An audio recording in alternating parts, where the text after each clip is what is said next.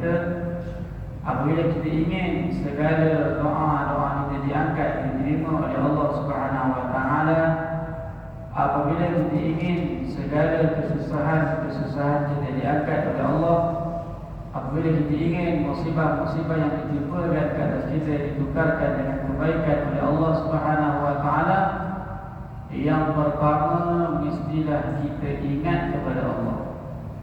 Kita ingat kepada Allah Subhanahu wa taala. Sebab tu Allah Subhanahu wa taala berfirman dalam surah Al-Baqarah, "Fadhkuruni", surah Al-Baqarah ayat 152, "Fadhkuruni", maka hendaklah kamu ingat kepadaku, nescaya kamu akan, Allah Subhanahu wa taala akan ingat kepada kamu. Hari ini kita terbalik. Bila kita senang, kita lupa Allah Subhanahu wa taala. Bila kita berada dalam zon selesa, kita mendapat nikmat, kita lupa Allah Subhanahu wa taala. Ataupun kita jarang, ataupun kita lalai daripada mentaati perintah Allah Subhanahu wa taala, lalai dalam menyempurnakan perintah Allah. Apabila kita diuji oleh Allah Subhanahu wa taala dengan sesuatu, maka barulah kita ingat Allah, kita bertaubat. Itu pun alhamdulillah, kerana untuk seseorang itu bertaubat kepada Allah pun merupakan taufik daripada Allah. Tetapi kaedah ataupun syarat daripada Allah Subhanahu wa taala untuk kita sentiasa diingat oleh Allah Subhanahu wa taala, maka kita sendiri sebagai hamba Allah kena membiasakan diri dengan ingat kepada Allah Subhanahu wa taala. Sebab itulah dalam Al-Quran, dalam surah Al-Fatihah disebutkan iyyaka na'budu wa iyyaka nasta'in. Yang pertama, Allah Subhanahu wa taala datangkan perbuatan hamba. Allah tak beritahu iyyaka nasta'in wa iyyaka na'budu, kepada kamu kami sembah, dan kepada kamu kami minta pertolongan, tidak. Tetapi kita sebut pada, kita menyebut perbuatan, Allah sebut perbuatan hamba dulu. Iyyaka na'budu, iyyaka na'budu, iaitu kita menyerahkan sebulat-bulatnya penyerahan diri kita kepada Allah. Kemudian barulah kita meminta pertolongan daripada Allah. Apabila kita telah menyempurnakan dengan sesempurna yang mungkin dalam menyempurnakan ketaatan kepada Allah Subhanahu wa taala, barulah akan datang janji Allah, iaitu pertolongan Allah Subhanahu wa taala. Tetapi sebaliknya, kita lalai daripada perintah Allah, lalai daripada ketaatan, lalai daripada menyempurnakan apa yang diperintahkan oleh Allah. Kita bergelumang dengan maksiat, bergelumang dengan perkara-perkara yang dilarang oleh Allah Subhanahu wa taala, dan didatangkan oleh Allah dengan satu keadaan musibah, bencana alam, ujian dan sebagainya. Maka ketika itu seluruh orang Islam berkumpul berdoa memohon daripada Allah, maka kita takut-takut bahawa doa kita tidak diterima oleh Allah Subhanahu wa taala. Jadi ingat, berzikir kepada Allah adalah perbuatan hamba yang paling utama. Bagaimana kita nak ingat Allah setiap masa dalam keadaan dharra, dalam keadaan kita susah kita ingat Allah. Wasarra, dalam keadaan kita senang, kita mempunyai segala apa yang kita hajatkan, kita ada, makanan kita ada, minuman kita ada, harta, kedudukan kita ada. Dengan apa yang semua yang kita ada, kita dapat ingat kepada Allah, maka itu lebih mahal, lebih berharga daripada di sisi Allah Subhanahu wa taala. Sebab itu Allah sebut fadhkuruni azkurkum washkuruli wala takfurun, dan syukurlah kamu kepadaku dan jangan kamu kufur, jangan kamu kufuri Allah Subhanahu wa taala. Daripada sebesar-besar nikmat hinggalah sekecil-kecil nikmat, sepatutnya kita mensyukuri atas nikmat-nikmat Allah Subhanahu wa taala tersebut. Jadi di antara kelebihan seseorang itu yang sentiasa berzikir kepada Allah ialah ridha Allah taala bidzalik, yaitu Allah Subhanahu wa taala akan redha dengan seseorang disebabkan perbuatannya yang sentiasa mengingati Allah Subhanahu wa taala. Besarnya kelebihan zikir ini, walaupun di atas dunia ni kita tidak nampak. Satu subhanallah, berapa besar nilainya di sisi Allah. Satu ucapan alhamdulillah, berapa besar nilainya di sisi Allah. Satu ucapan Allahu Akbar, berapa besar nilai di sisi Allah. Bahkan kurang yang satu subhanallah, dua orang yang mana sama amalannya, sama darjatnya, hajinya sama, pahalanya sama, puasa sama, haji sama, solat sama, tetapi kurang subhanallah sahaja di atas dunia, menyebabkan berbezanya kedudukannya di dalam syurga Allah Subhanahu wa taala. Sebagaimana Nabi sallallahu alaihi wasallam sebut, "Laisa yatahassaru ahlul jannah illa 'ala sa'atin marrat bihim lam yadhkurullaha ta'ala fiha."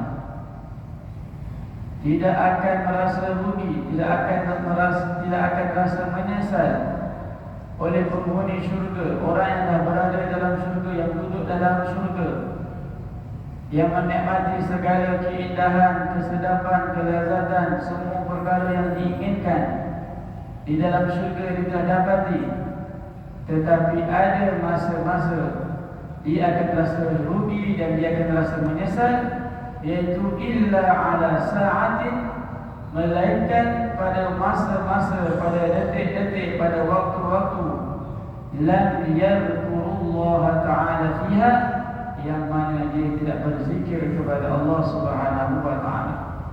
Puasanya sama, hajinya sama, ibadat, solatnya sama, semuanya sama, tetapi berkurangannya satu tasbihat, satu zikir kepada Allah. Tak kira lah apa pun zikir, maka menyebabkan berbezanya dia di dalam syurga Allah Subhanahu wa ta'ala. Bahkan menjadi sebab kerugian, dia akan rasa menyesal di atas masa-masa yang berlalu di atas dunia tanpa dia mengingati Allah Subhanahu wa ta'ala. Jadi orang yang sentiasa banyak berzikir, orang itu orang yang akan mendapat redha Allah Subhanahu wa ta'ala. Di antara amalan yang tidak ada had, tidak ada hudud, tidak ada batasan, tidak ada ketetapan berapa banyak nak buat, tidak ada. Satu orang nak solat, berapa banyak solat fardu yang dia boleh buat? 5 waktu sehari semalam. Andai dia kata saya tak nak sembahyang fardu 5 waktu, saya nak sembahyang banyak 10 waktu sehari semalam, saya nak wajibkan ke atas diri saya tanpa apa-apa sebab, maka tak dapat, tetap tak akan dapat pahala fardu. Melainkan Allah ataupun nazar dan sebagainya. Tetapi fardu yang telah ditetapkan oleh Allah Subhanahu wa ta'ala, dia tidak boleh tambah. Kalau subuh 2 rakaat, 2 rakaat lah, dia tak boleh tambah menjadi 4, 6. Kalau zuhur Allah tetapkan 4 rakaat, maka 4 rakaat lah sembahyang zuhur. Asar 4 rakaat, Allah tetapkan 4 rakaat lah. Maghrib 3 lah. Isyak 4.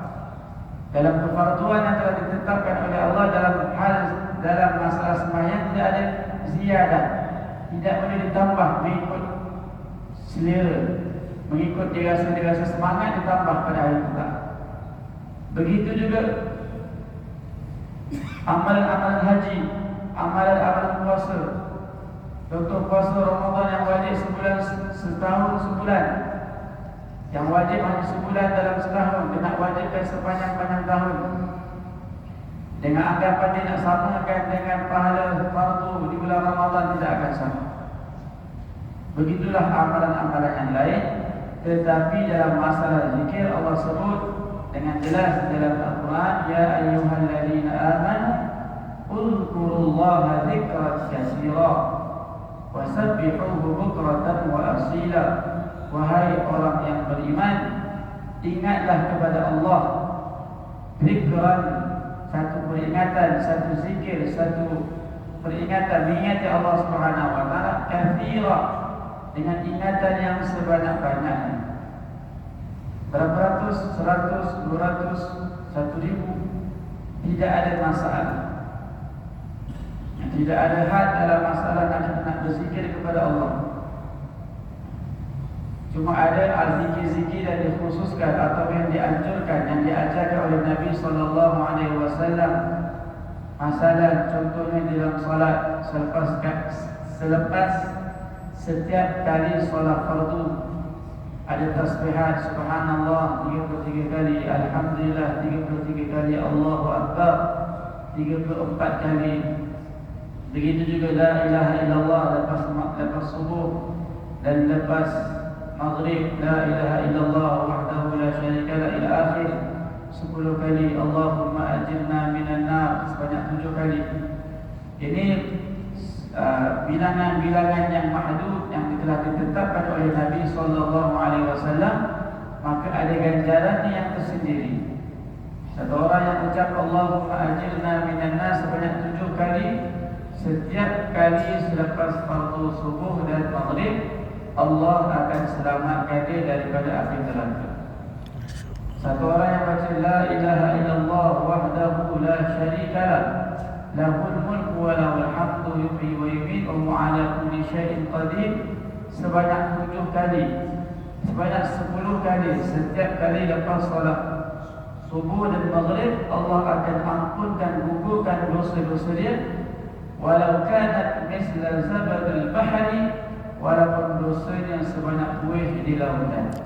Ini bilangan-bilangan yang maksus, mahdud, yang ditetapkan oleh Nabi SAW, yang ada kelebihannya tersendiri. Bagi yang lain tidak ada masalah. Subhanallah kita nak ucap sebanyak-banyaknya, tidak ada masalah. Alhamdulillah nak bertakbir sebanyak-banyaknya, tidak ada masalah. Nak berselawat ke atas baginda Nabi SAW sebanyak-banyaknya, tidak ada masalah. Lagi banyak kita berzikir kepada Allah, lagi kita akan banyak mendapat redha Allah Subhanahu wa ta'ala. Kemudian di antara kelebihan berzikir kepada Allah, ta'zimullah ta'ala wa ijlaluhu fi qalbika 'inda dzikrika iyyah. Akan zahir kebesaran Allah, akan zahir ketinggian Allah di dalam hati kamu ketika mana nama Allah disebutkan. Bila mana kita ulang berkali-kali nama-nama Allah, Asmaul Husna kita ulang berkali-kali setiap hari, ulangkan nama Allah, sifat Allah, sehingga Allah Subhanahu wa ta'ala akan letakkan di dalam hati hamba-Nya ini, apabila disebut saja nama Allah, dia akan rasa besarnya nama Allah Subhanahu wa ta'ala, dia akan rasa betapa agungnya nama Allah Subhanahu wa ta'ala, walaupun terpaksa membelanjakan atau mengorbankan apa yang dia ada di sisinya, semata-mata ingin mendengar nama Allah Subhanahu wa ta'ala disebutkan. Sebagaimana kisah masyhur Nabi Ibrahim alaihissalam, yang mana disebut Habibullah, Khalilullah. Khalil, manusia yang rapat dengan Allah, teman rapat Allah Subhanahu wa ta'ala. Jibril alaihissalam nak uji betapa besarnya cintanya kepada Allah Subhanahu wa ta'ala, betapa agungnya kecintaan, perasaan cintanya yang ada di dalam hati Ibrahim alaihissalam kepada Allah Subhanahu wa ta'ala. Diujinya Nabi Ibrahim, disebutnya nama Allah di hadapan Nabi Ibrahim alaihissalam. Cinta, betapa cinta, wujud perasaan cinta. Dan sebagaimana seseorang kekasih, seseorang yang mencintai seseorang, cinta yang begitu mendalam bersangatan, apabila dengar saja nama orang yang disayangi, dia akan rasa lain. Dia akan tengok sana, tengok siapa sebut nama kekasih dia. Dan dia rasa tak senang duduk, dan dia rasa sesuatu. Kenapa? Kerana nama kekasih orang yang dicintai ini disebut, walaupun dia tak tahu siapa yang sebut.